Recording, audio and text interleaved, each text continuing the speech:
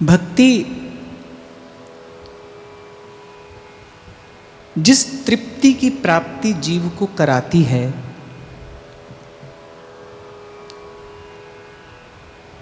क्या वो तृप्ति समस्त अभिलाषाओं, समस्त कामनाओं के पूर्ण होने से होती है? नहीं। कामनाओं को पूर्ण कराने की सामर्थ्य तो अन्य साधनों में भी है। भक्ति का वैशिष्ट्य क्या है? भक्ति की विशेषता क्या है? क्यों भक्ति सर्वोपरि है? क्यों स्वयं भगवान भक्ति का पक्षपात करते हैं? क्यों भक्ति ही है जो स्वतंत्र है और सकल गुणों की खान है? जब श्री गोस्वामी जी कहते हैं ना कि भक्ति स्वतंत्र सकल गुण खानी, ये बहुत बड़ा संकेत है कि प्रत्येक साधन जो है वो किसी अन्य साधन पर आश्रित है। प्रत्येक साधन जो है वो किसी अन्य साधन पर आश्रित है। ये जो अन्योन्य आश्रय है, ये किसी भी साधन को परिपूर्ण नहीं होने देता। अगर आपको ज्ञान के मार्ग से अपनी यात्रा आगे बढ़ानी है तो उसके लिए पहले आपको तैयार होना होगा, उसके लिए पहले आपको स्वयं तैयारी करनी होगी। और ज्ञानी तो केवल अपने संकल्प के बल पर ही आगे बढ़ पाता है। ध्रुवदास जी लिखते हैं, तैसे ही कठिन है ज्ञान पथ और निबटत बिरला कोय, तेही साधन को फल यह मुक्ति जीव की होए। और कर्म तो द्रव्य पर आश्रित है, विद्या पर आश्रित है, स्वतंत्र केवल भक्ति है। और मैं कहता हूँ कि बहुत विचार ना भी करें और हम साधारण मन बुद्धि से भी इसका चिंतन करें, इसका विचार करें। आपके हाथ बंधे हैं, आप चाहते हैं कि कोई आपको मुक्त कर दे। कौन मुक्त करेगा? जिसके हाथ खुले हैं।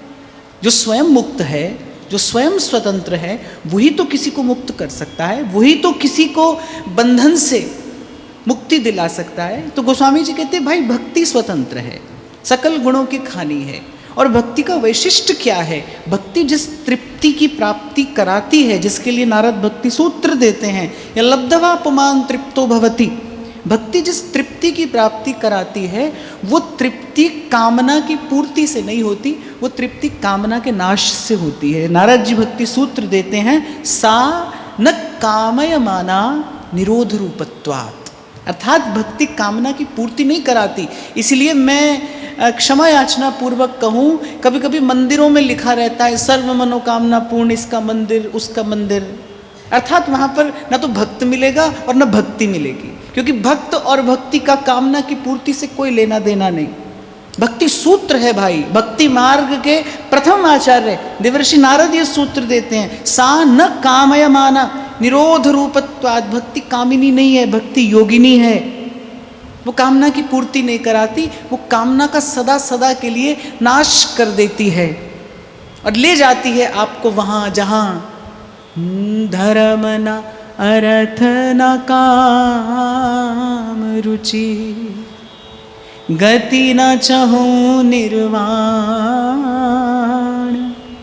जन्म जन्म रति राम पद, यह वरदान नान। धर्म न अर्थ न काम रुचि, गति न चहु निर्माण। और मैं तो ऐसा भी समझता हूँ, यद्यपि ये मेरा अपना एक विचार है, पर मैं समझता हूँ कि जो आपको मुझे अभ्यास हो गया है संसार का, और पूर्व भी हमने बड़े विस्तार से इसके मनोवैज्ञानिक पक्ष पर हमने चर्चा की कि मन के पास बुद्धि नहीं है। अगर आप कभी ध्यान से अपने आप को देखें, कभी यदि आप ध्यान से अपने निकट जाकर देखें तो मन कैसा है, मन को जैसा बनाए मन वैसा बनता है। ऐसी सुविधा है आपके पास, आप चाहें तो मन को जैसा बनाए आप वैसा बना सकते हैं। हमारे बड़े बाबा कहते थे, बोले भजन और भोजन जितना बढ़ाओ बढ़ जाएगा, जितना घटाओ घट जाएगा। भजन भी और भोजन भी, भजन से तात्पर्य भजन और भोजन अर्थात विषय का रस, विषय का रस। जाते जाते मन कहाँ चला जाता है, कहाँ पहुँच जाता है, और कभी कभी तो वहाँ पहुँच जाता है जहाँ से लौट कर आना भी कठिन हो जाता है, जहाँ से लौट कर आना भी कठिन हो जाता है। पर ये सुविधा, ये व्यवस्था आपके पास है बाप, आप जैसा चाहें अपने मन को वैसा बना सकते हैं। क्योंकि मन के पास बुद्धि नहीं है, मन विचार करना नहीं जानता, सीधी सीधी सी बात है, मन को रस चाहिए, मन को रस चाहिए। और ये बड़ी सैद्धांतिक बात है, ये बड़ा मनोवैज्ञानिक भाव है, आप इसको समझने का प्रयास करें। मन को रस चाहिए, वो उसे जहां से मिलेगा वो वहां से लेगा। जब सूरदास कहते हैं ना, सूरदास प्रभु काम धेनु तज छेरी कौन दुहे, वो कह रहे अब हमें गिरधर गोपाल के चारों चरणों की उस भक्ति का रस प्राप्त हुआ है, अब संसार की ओर देखने की इच्छा नहीं होती। गोस्वामी जी कह रहे हैं अब मोहे राम लागते मीठे, अब मुझे प्रभु का नाम प्रिय लगता है, अब संसार की ओर देखने की इच्छा नहीं है। इसलिए मैंने आपको कल निवेदन किया था, भक्ति का अभ्यास करिए, वैराग्य हो जाएगा। वैराग्य को ओढ़िए मत, वैराग्य को ओढ़कर और भजन करने की चेष्टा न करिए, भजन की चेष्टा करिए। भक्ति का, भाव का, भजन भाव का अभ्यास करते करते आपको स्वतः वैराग्य हो जाएगा। ध्रुवदास जी सिद्धांत की बात कहते हैं, तन विलास जे विषय के जे न प्रेम ते जाहि, भानु उदय जो तम रहे तो वह भानु ही नाही। अरे ऐसा कैसे संभव है कि प्रेम रूपी सूर्य का उदय हो और विषय और वासना का अंधकार भी रह जाए। पर सही मार्ग से आगे बढ़िए। और मैं इस सिद्धांत में विश्वास रखता हूँ कि सही मार्ग पर धीरे धीरे चलना अच्छा है, बजाय कि किसी गलत मार्ग पर आप दौड़ लगाते फिरें। अच्छा है सही मार्ग पर धीरे धीरे चलिए, हौले हौले चलिए। मुझसे कोई पूछता है ना, कभी पूछ लेता है किसी प्रकार से, आपको भगवान का दर्शन हुआ है? तो मैं कहता हूँ ना हुआ है, और भी कोई मुझे शीघ्रता भी नहीं है, कोई शीघ्रता नहीं है भाई। क्योंकि भक्ति साधन नहीं है, ये तो साध्य स्वरूपा है, फल स्वरूपा। नारद जी भक्ति सूत्र ही देते हैं, फल रूपत्वात्। भक्ति के जितने भी सोपान हैं सब सरस हैं। श्रवणम कीर्तनम विष्णु स्मरणम पाद सेवनम अर्चनम वंदनम दास्यम सख्यम आत्मनिवेदनम। प्रत्येक सोपान बड़ा सरस है, बड़ा मधुर है। एक शायर कहता है, तलाशे तलब में वो लज्जत मिली है, तलाशे तलब में वो लज्जत मिली है, दुआ कर रहा हूं कि मंजिल ना आए। मुझे इस मार्ग पर चलने में बड़ा सुख है, प्रभु को आप सबके साथ मिलकर प्रभु को पुकारने में बड़ा सुख है। और प्रत्येक सोपान प्रमाणित करता है भक्ति फलस्वरूपिणी है, भक्ति साधन नहीं है। भक्ति तो साध्य है, जिसके हृदय में भक्ति का भाव आ गया अर्थात उसके सब साधन पूर्ण हो गए। हाँ, पर एक बात, क्योंकि मेरी व्यासपीठ का उद्देश्य केवल एक है, विशुद्ध भक्ति सिद्धांत की प्रतिष्ठा। भाई सभय रसायन हम किया, पर प्रेम समान न कोय। जीव का उद्धार, जीव का कल्याण, जीव का मंगल, इस जन्म और जीवन की सफलता, सार्थकता, सदुपयोग भगवत भक्ति के अतिरिक्त किसी भी विधि से, किसी भी साधन से संभव नहीं है। केवल भक्ति, विशुद्ध भक्ति, अन्याभिलाषिता शून्यम ज्ञान कर्माद्यनावृतम आनुकुल्येन कृष्णानुशीलनम स भक्तिरुत्तमा।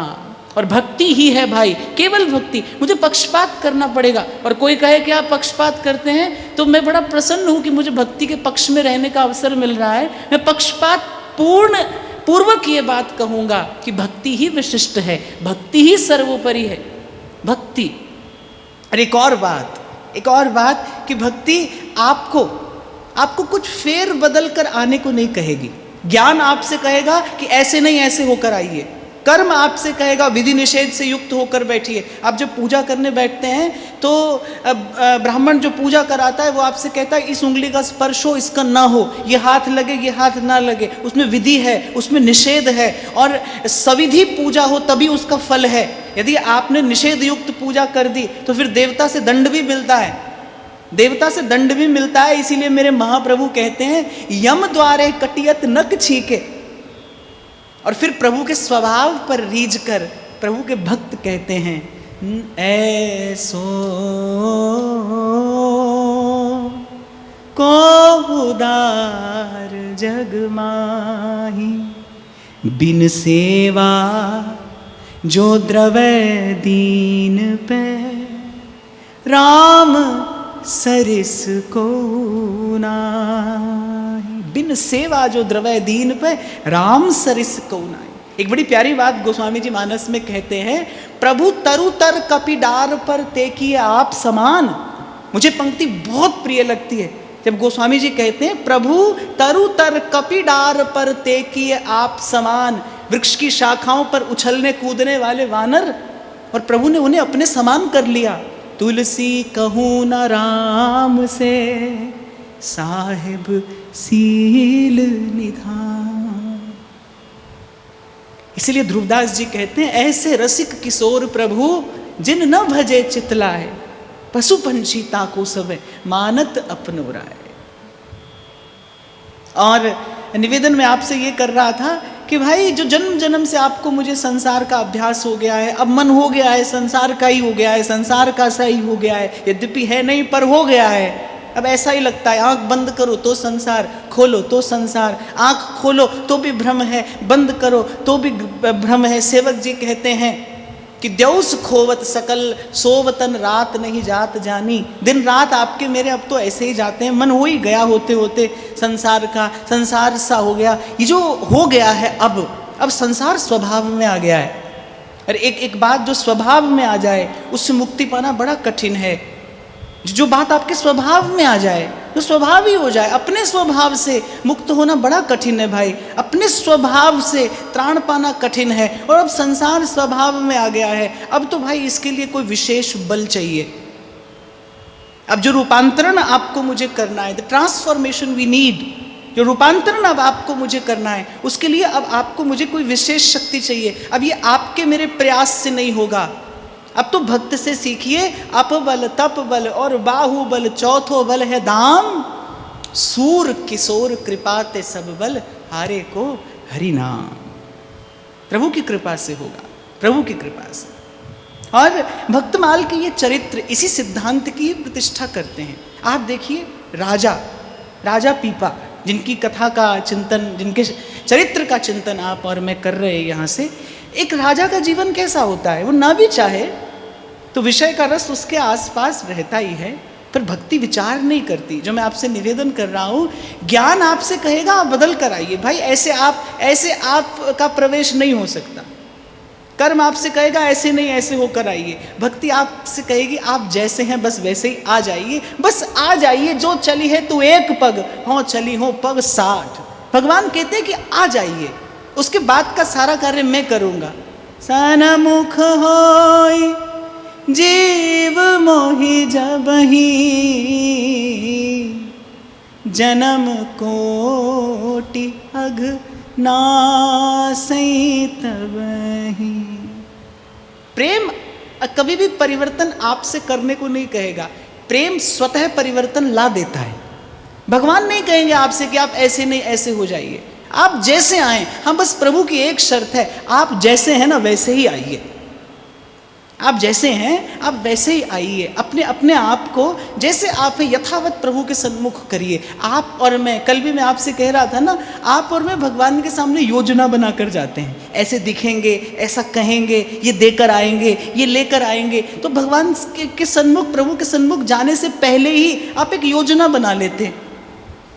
ये देखिए, या तो अपनी योजना बना लीजिए या फिर भगवतीय योजना का हिस्सा बन जाइए। और भगवतीय योजना का हिस्सा बनने के लिए आपको क्या करना है, अपना मन खाली कर दीजिए। जहाँ ले चलोगे वहीं मैं चलूँगा, जहाँ नाथ रख दोगे, जैसे नाथ रख दोगे, मैं वैसे रहूँगा, जहाँ ले चलोगे वहीं मैं चलूँगा। प्रभु बस आपसे केवल इतनी ही अपेक्षा रखते हैं कि आप अपनी कोई योजना बनाकर मत आइए। आप रिक्त मन लेकर चले जाइए। इसीलिए पूर्व में मैंने आपको निवेदन किया था, समर्पण ही भक्ति भाव का प्राण है। समर्पण, और कैसा समर्पण, बिना शर्त का समर्पण। जचे जिस तरह नाच नचावो थे मन भायो जी। और इस समर्पण के मूल में क्या है, इस श्रद्धा के मूल में क्या है, विश्वास। इस श्रद्धा के मूल में विश्वास है। इसीलिए संत सिद्धांत देते हैं, बिन विश्वास भगति नहीं। इसीलिए ध्रुवदास जी कहते हैं, जो है ध्रुव विश्वास तो सुधरे सब गात, और नातरु माया पंथ में फिरत जो टक्कर खात। विश्वास है तो सुधरे सब गात। फिर आप जैसे हैं, आपको ठोक पीट के सुधार संवार लिया जाएगा, निखार लिया जाएगा। प्रभु अपने योग्य बनाते हैं, भक्ति भगवान के योग्य बना देती है। ते किए आप समान,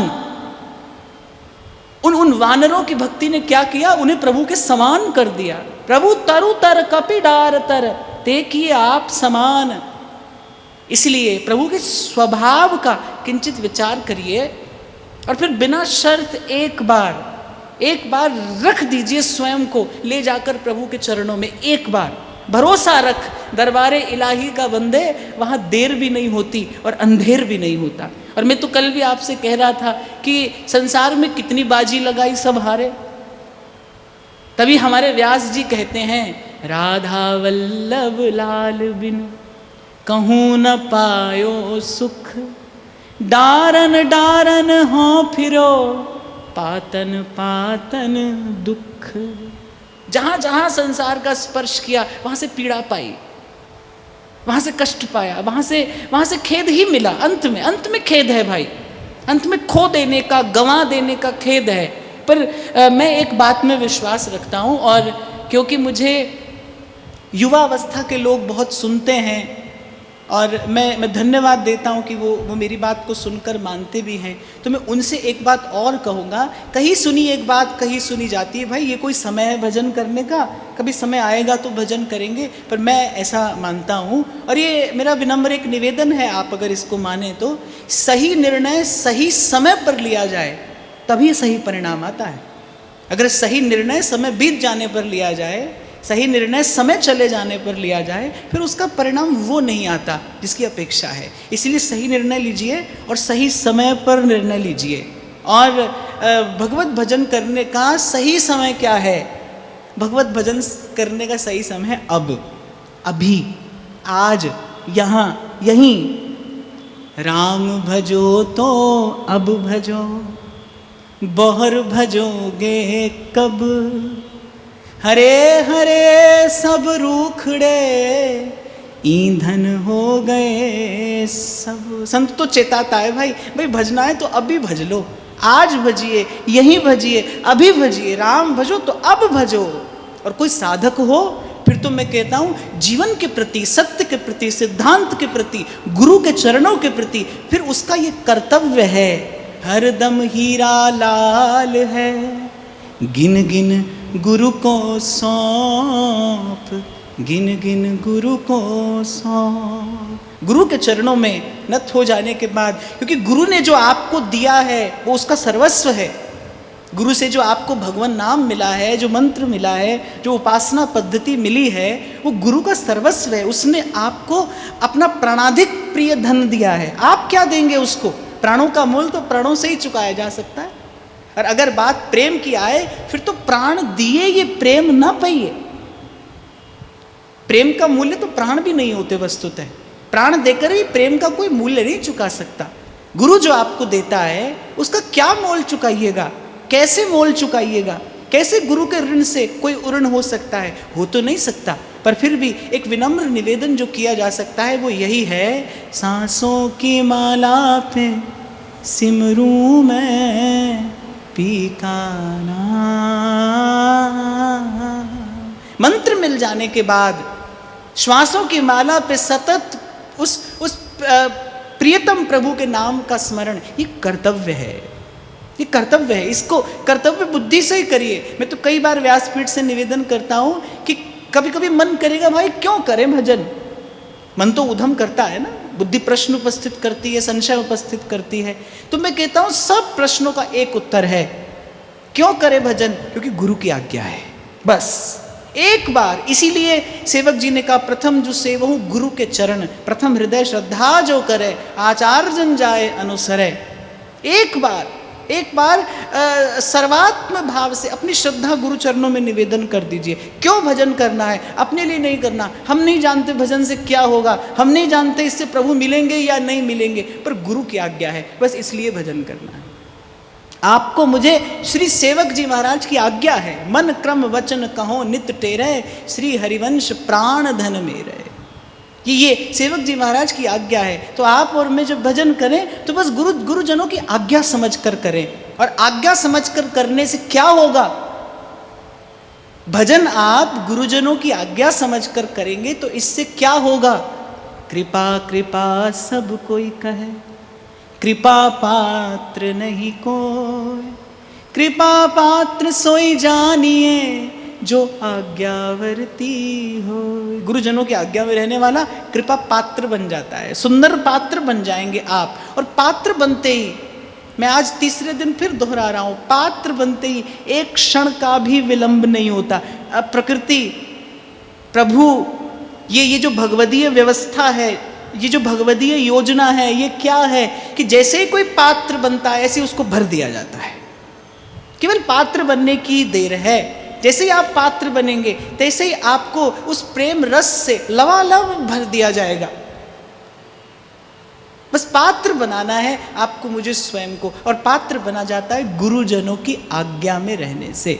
सेवक जी, ध्रुवदास जी महाराज सिद्धांत विचार में कहते हैं, सत्संग की बाढ़ दृढ़ करके गए, दृढ़ करके गए। आपको उदाहरण दिया था ना मैंने, एक हाथी स्नान करता है और देखो जिस सूंड से स्नान करता है उसी सूंड से धूल भी अपने ऊपर डालता है। आप और मैं जिस मन से भगवत भजन, भगवत चिंतन, भगवत स्मरण यहाँ पर बैठकर कर रहे हैं, यही मन यहाँ से जाते ही विषय का सेवन करेगा, विषय का चिंतन करेगा। और हमारे महाप्रभु कहते हैं, द्वै तुरंग पे चढ़त कौन हट परिधो कौन पे धायो।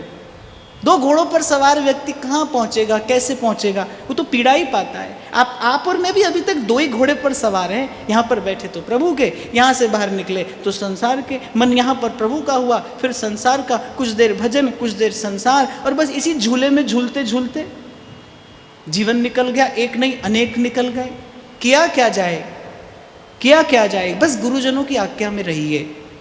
गुरुजनों की आज्ञा में रहना आपको कृपा पात्र बना देगा। और जैसे ही आप कृपा पात्र बनेंगे तैसे ही वो जो भगवदीय व्यवस्था है वो अपना कार्य करेगी, वो अपना कार्य करेगी, और आपको भक्ति रस से, आपको प्रेम रस से लबालब भर दिया जाएगा। और भक्ति ऐसी है भाई, भक्ति ऐसी है जो एक बार आपको स्वीकार करती है, एक बार आपको अंगीकार करती है, फिर आपका परित्याग नहीं करती। एक बार मन को भगवत रस का अनुभव हुआ, मैंने आपसे अभी कहा ना कि मन के पास बुद्धि नहीं है, मन को केवल रस चाहिए, बस सीधी सी बात है।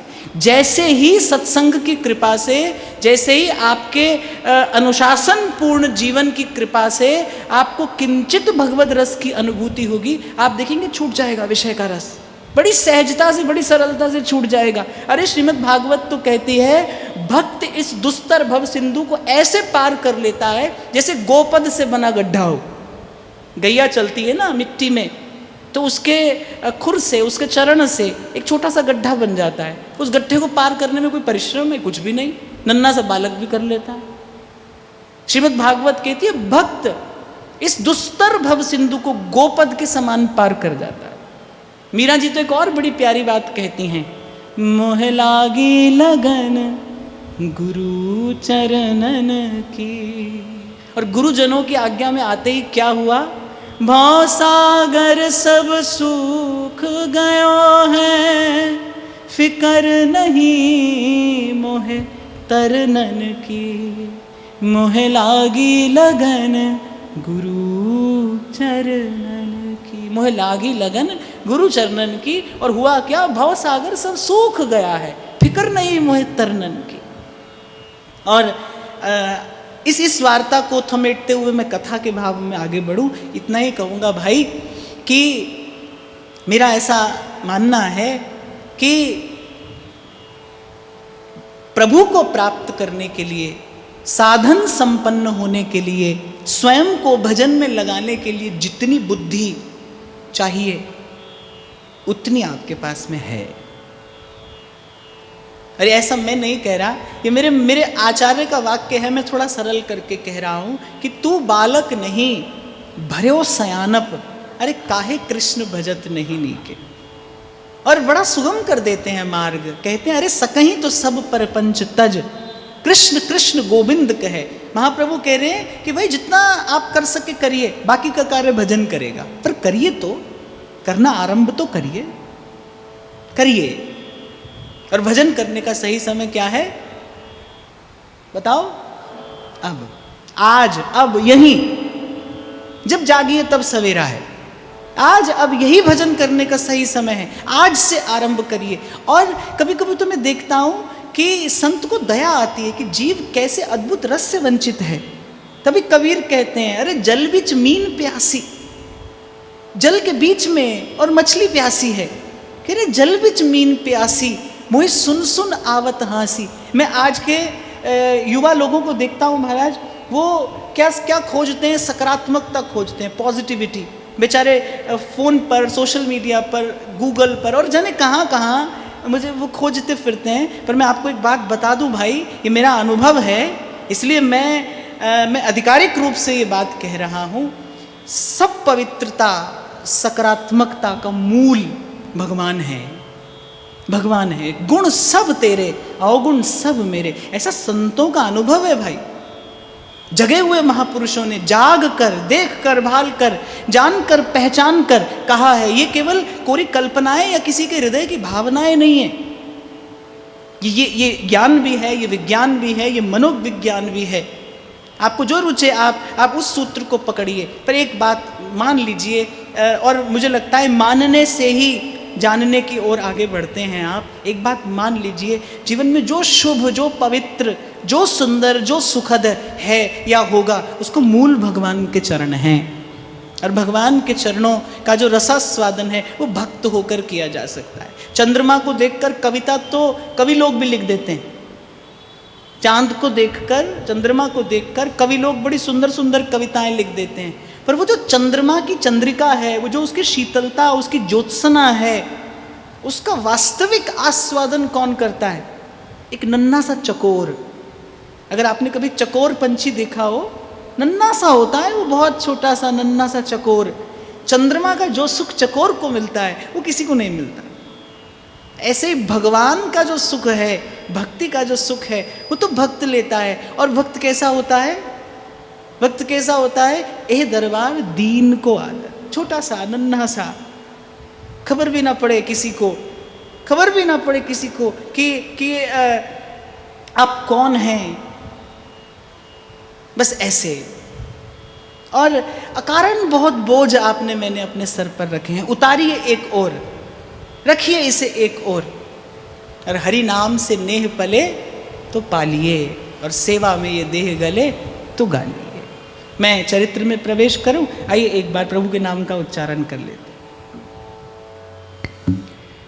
कृष्ण गोविंद गोविंद हे गोपाल नंद लाल, कृष्ण गोविंद गोविंद हे गोपाल नंद लाल, कृष्ण गोविंद गोविंद गोपाल नंद लाल, कृष्ण गोविंद गोविंद गोपाल नंद लाल, कृष्ण गोविंद गोविंद गोपाल नंद लाल, कृष्ण गोविंद गोविंद हे गोपाल नंद लाल, कृष्ण गोविंद गोविंद गोपाल नंद लाल, कृष्ण गोविंद गोविंद हे गोपाल नंद लाल, हे गोपाल नंद लाल, हे गोपाल नंद लाल, गोपाल नंद लाल, हे गोपाल नंद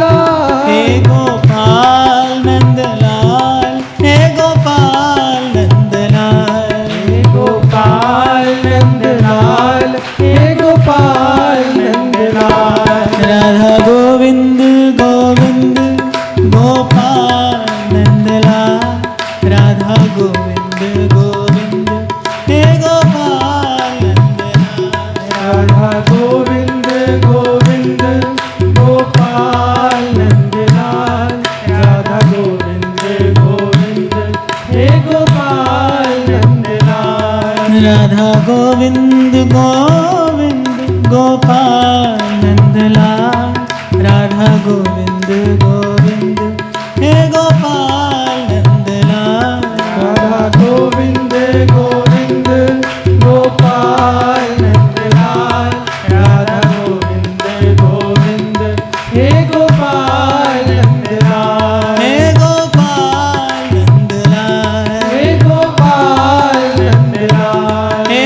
गोपाल नंद लाल, हे गोपाल नंद लाल। तो कल कहाँ विराम दिया था मैंने कथा को?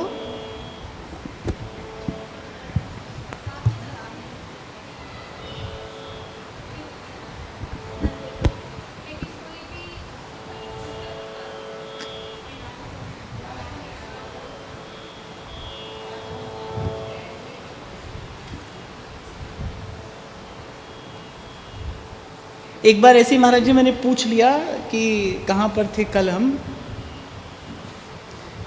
तो एक माता जी खड़ी होकर कहती है, बोली आपने ही तो कहा है भक्ति तो डूबने के लिए, हम तो डूब गए थे, हमें क्या पता आप कहाँ पर थे। तो पूछ लेना चाहिए भाई कि आप श्रवण कर रहे हैं ना ठीक से। राजा सूरसेनमल श्री पीपा जी की महिमा का श्रवण करके श्री पीपा जी के चरणों में दर्शनार्थ उपस्थित हुए। धन मिला प्रभु की कृपा से, भक्त दंपति को धन मिला और छप्पर फाड़ कर मिला। अच्छा, एक ऐसी व्यवस्था है कि ठोकते पीटते रहते हैं प्रभु समय समय पर। उसका एक कारण है, क्योंकि जब तक ये पंचभूत का देह है, किसी को भी ये जानना ही नहीं चाहिए, ये मानना ही नहीं चाहिए कि वो सिद्ध हो गया। ना जानो छिन अंत कवन बुद्धि घटई प्रकाशित। कभी भी भूल हो सकती है भाई, किसी से भी हो सकती है, कभी भी। इसलिए सदा सावधान रहिए, और सदा सावधान साधक रह सकता है। इसलिए उस दिन मैंने आपको कहा था, किसी और मंत्र ने कुछ कार्य किया हो नहीं किया हो, और महाराज श्री से मिले इस मंत्र ने कार्य किया कि आप अंत समय तक साधक बने रहना, आप सावधान रहना। भाई किसी भी समय दुर्घटना घट सकती है, सड़क पे भी लिखा रहता है सावधानी हटी दुर्घटना घटी। कभी भी दुर्घटना घट सकती है।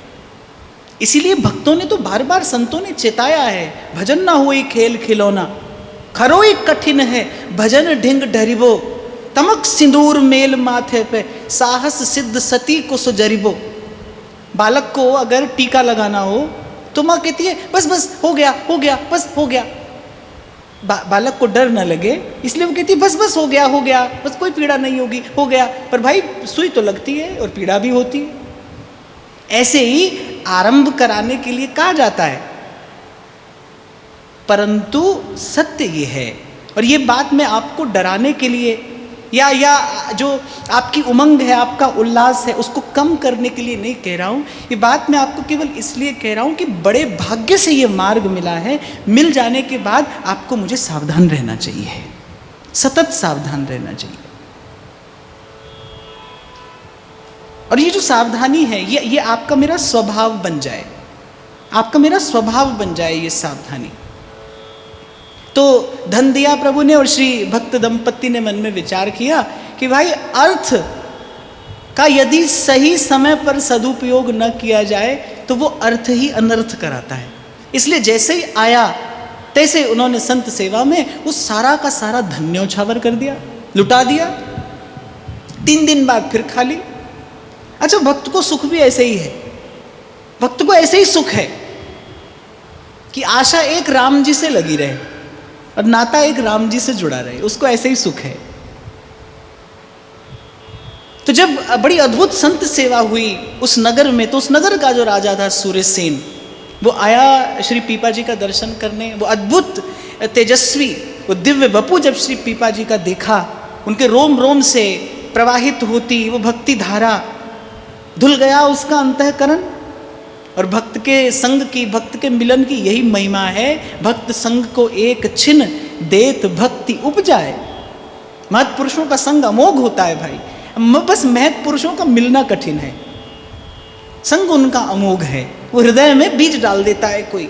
वो उस राजा का अंतःकरण निर्मल हो गया। बस एक क्षण तो उसको ऐसा लगा कि जैसे अब मुझे पीछे मुड़कर देखने की भी इच्छा नहीं है, राजमहल की ओर देखने की भी इच्छा नहीं।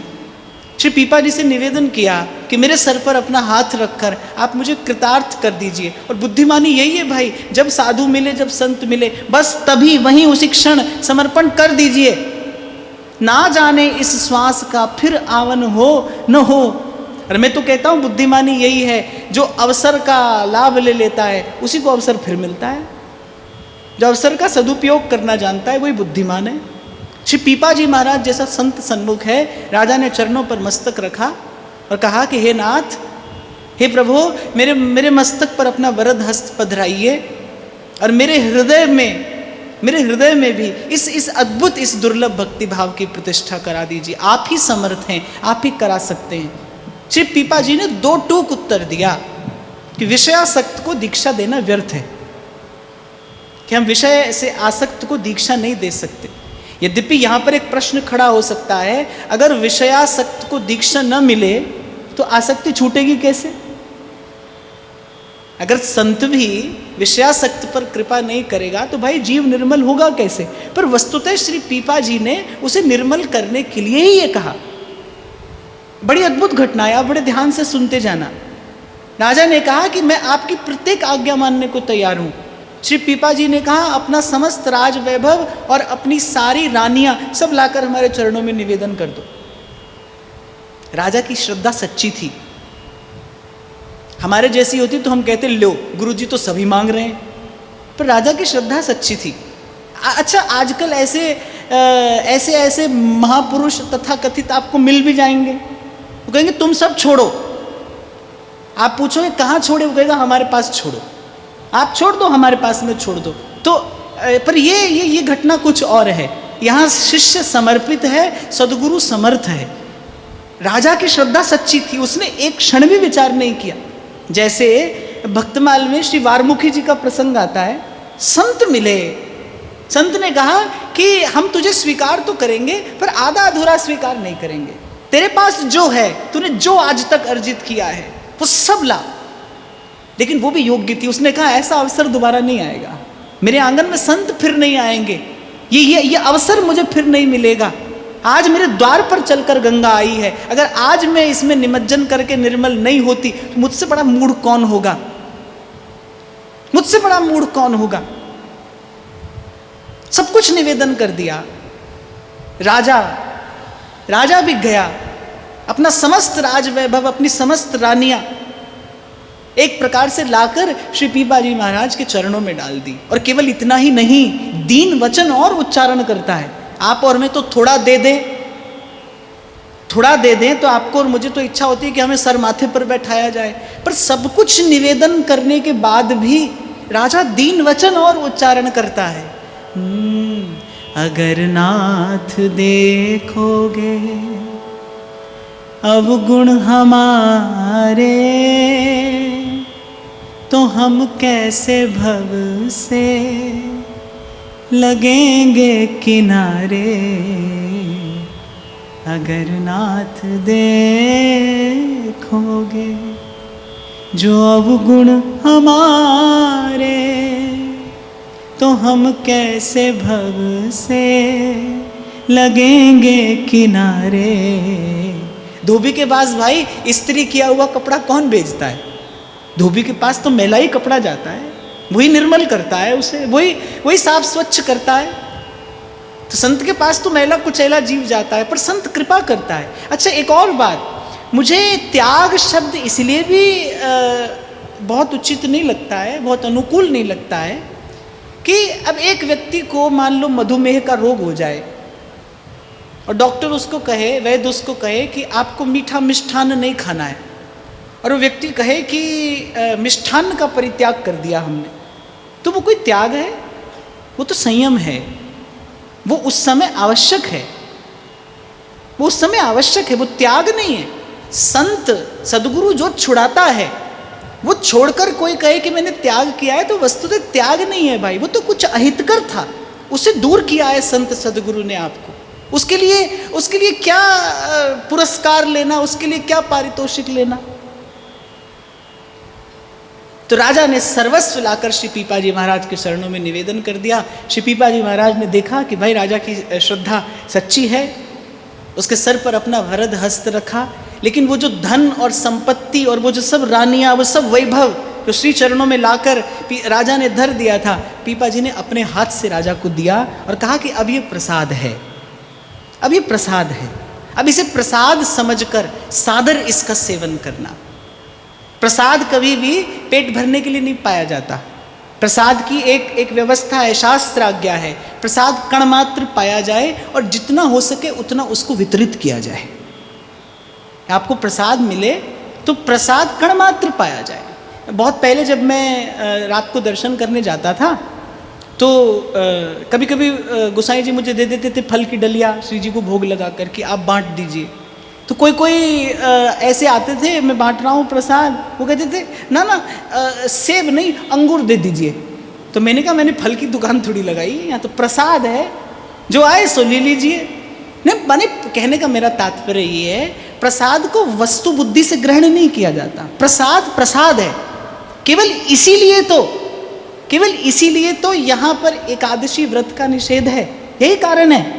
कोई एकादशी की अवज्ञा नहीं है, प्रसाद का आदर है कि प्रभु को भोग लगे पीछे वस्तु नहीं है, उसमें वस्तु बुद्धि करना भी अपराध है। प्रसाद वस्तु समझ कर नहीं लिया जाता। प्रभु का प्रसाद है, बस प्रसाद प्रसाद है, कुछ भी हो सो प्रसाद है। ध्रुवदास जी कहते हैं, जो श्री जी को भोग लगे हो सो कहा काचो कहा पाको, तो प्रसाद है। तो जब गुरुदेव ने कहा कि अब ये वस्तु प्रसाद है, तो राजा समझ गया कि अब ये विषय भोग के लिए नहीं है, अब ये प्रसाद है। अब केवल जीवन धारण करने के लिए जितना आवश्यक है उतना लेकर और इसका अधिक से अधिक वितरण किया जाना चाहिए, इससे अधिक सेवा की जानी चाहिए। इसलिए कल मैंने आपको निवेदन किया था कि आपके पास धन हो चिंता नहीं है, और छोड़ छाड़ कर कहीं भागकर आने की भी कोई आवश्यकता नहीं है। जहाँ आओगे वो सब पीछे लगा रहता है, कभी कुछ छूटता नहीं। अच्छी बात यह है जहाँ हो वहीं पर सत्संग से विवेक प्राप्त करके अपने साधन का सदुपयोग करिए, जीवन में सेवा करिए, तन से मन से धन से भाव से सत्संग से विवेक प्राप्त करिए और फिर सेवा करिए। हाँ, ये अवश्य मैं आपको कहूँगा, सेवा विवेकी ही कर सकता है। सेवा के लिए जीवन में सत्संग का होना आवश्यक है। सत्संग, सेवा और सुमिरन, मुझे लगता है ये एक सूत्र है। सत्संग से विवेक जगता है। जब आप विवेक युक्त होते हैं तब आप अपने साधन का, अपने जीवन का सदुपयोग करते हैं। और जब सत्संग से तन मन निर्मल होता है, सेवा से साधन निर्मल होता है, और तन मन साधन जब निर्मल होते हैं तब भगवत भजन होता है, तब भगवत स्मरण होता है। हाँ, पर ये बात मैं आपको सदा कहता चलूँगा, कहीं से भी आरंभ करो भाई, आना यहीं पड़ेगा, आना यहीं पड़ेगा। सत्संगति मुद मंगल मूला, सोई सब सिद्धि सब साधन फूला। ये जो आप और मैं कर रहे हैं यहाँ पर, ये कथन श्रवण, ये कोई साधन नहीं है।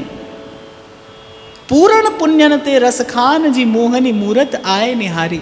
एक संत के मुख से मैंने सुना था, बात अच्छी लगी, मैंने संभाल कर अपने पास रख ली। वो कहते थे, प्रभु से पहली मुलाकात सत्संग में ही होती है। जीव की जो पहली मुलाकात होती है प्रभु से, जो प्रथम परिचय होता है प्रभु से, वो सत्संग में ही होता है। और एक और बात आपको बताऊं कि भगवान कभी आंख से भीतर नहीं जाते। पहले पहले भगवान कान से भीतर जाते हैं, कान से। रोज कथा सुननी है, रोज श्रवण करना है। क्यों? क्योंकि कान के रास्ते प्रभु को जाना है। इस मार्ग को झाड़ने बुहारने की विधि क्या है? शबरी रोज मार्ग झाड़ती है, बुहारती है रोज, कि भाई राम आएंगे। खबर नहीं है कब आएंगे, पर गुरु ने विश्वास दिलाया है आएंगे। अच्छा, जो आपको ये कहे ना अब मिल जाएंगे, वो झूठ बोल रहा है। ये खबर किसी के पास नहीं है। ये सूचना किसी को नहीं दी जाती भगवान कब मिलेंगे। भगवान कब मिलेंगे ये किसी को नहीं बताया जाता। हाँ, पर एक विश्वास मैं आपको दिला सकता हूँ कि प्रभु की कृपा से सत्संग, और सत्संग की कृपा से आपको यदि कोई सच्चा सरल संत मिल जाए, तो एक बात मैं आपको विश्वास दिला सकता हूँ कि ये जीवन समाप्त होने से पहले प्रभु मिल जाते हैं। ये बात निश्चित है, इसमें कोई संशय नहीं है, कोई संशय नहीं है इसमें। जाने से पहले, आपके जाने से पहले प्रभु आ जाएंगे। तो शबरी को ये तो पता नहीं राम कब आएंगे, पर आएंगे। तो रोज मार्ग झाड़ती है, बुहारती है। कान से ही प्रभु को भीतर जाना है। श्रीमद् भागवत में भगवान स्वयं कह रहे हैं ये बात, यथा यथात्मा परिमृज्यते सौ मत पुण्य गाथा श्रवणाभिधानैः तथा तथा पश्यति तत्व सूक्ष्मं चक्षुर्यथैवाञ्जन संप्रयुक्तम। कान से ही जाता हूँ मैं सबसे पहले। भाई इस मार्ग से प्रभु को आना है, इसलिए रोज झाड़िए बुहारिए इस मार्ग को। और इस मार्ग को झाड़ने बुहारने की विधि क्या है? यही है,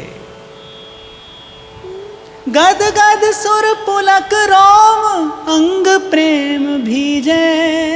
गाइए, गद गद सुर पुलक रोम अंग प्रेम भीजे।